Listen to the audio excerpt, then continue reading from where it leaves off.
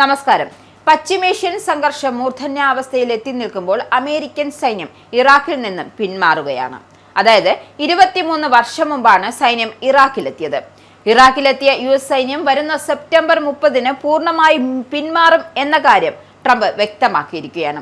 ഇറാനുമായി അമേരിക്ക യുദ്ധം ചെയ്യവെയാണ് ഇറാഖിൽ നിന്നുമുള്ള ഈ പിന്മാറ്റം എന്നതും ശ്രദ്ധേയമാണ്.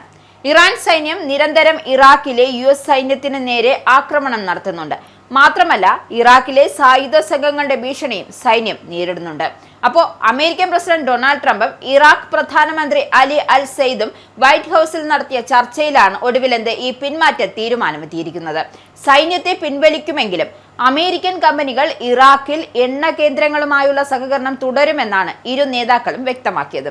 സൈനിക സാന്നിധ്യം മാറ്റി സാമ്പത്തിക സാന്നിധ്യം ഉറപ്പിക്കുക എന്നതാണ് ട്രംപിന്റെ തന്ത്രം. ഇറാഖിൽ വലിയ തോതിലുള്ള നിക്ഷേപം നടത്താൻ അമേരിക്കൻ കമ്പനികൾക്ക് പദ്ധതിയുണ്ട്. ലോകത്തെ ഏറ്റവും കൂടുതൽ ക്രൂഡ് ഓയിൽ വാതക ശേഖരമുള്ള രാജ്യങ്ങളിൽ ഒന്നുകൂടിയാണ് ഈ ഇറാഖ്. അതുകൊണ്ട് തന്നെയാണ് 2003-ൽ ഇറാഖിൽ അധിനിവേശം നടത്താൻ അമേരിക്കയെ പ്രേരിപ്പിച്ചത്.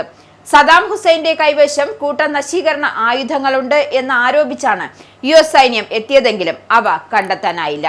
ബ്രിട്ടീഷ് പ്രധാനമന്ത്രിയായിരുന്ന ടോണി ബ്ലെയർ പിന്നീട് ഇക്കാര്യം സമ്മതിക്കുകയും ചെയ്തിരുന്നു. 2003-ലാണ് അമേരിക്കൻ സൈന്യം ഇറാഖിൽ അധിനിവേശം തുടങ്ങിയത്. 2007-ൽ 1.70 ലക്ഷം US സൈനികർ ഇറാഖിലുണ്ടായിരുന്നു. സദാം ഹുസൈനെ പിടികൂടി തൂക്കിലേറ്റിയ ശേഷം അമേരിക്കൻ സൈന്യം ഘട്ടങ്ങളായി പിന്മാറി.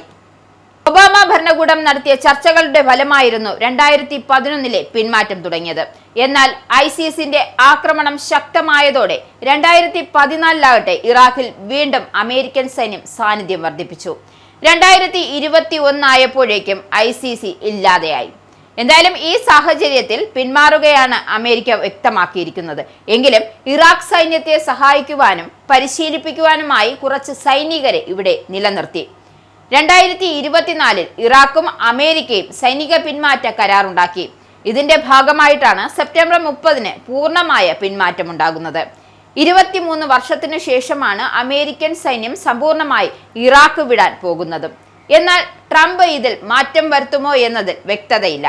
കാരണം സൈനിക സാന്നിധ്യം ഒഴിവാക്കുക, അമേരിക്ക സാമ്പത്തിക സഹകരണത്തിന് ഊന്നൽ നൽകുന്നുണ്ട്.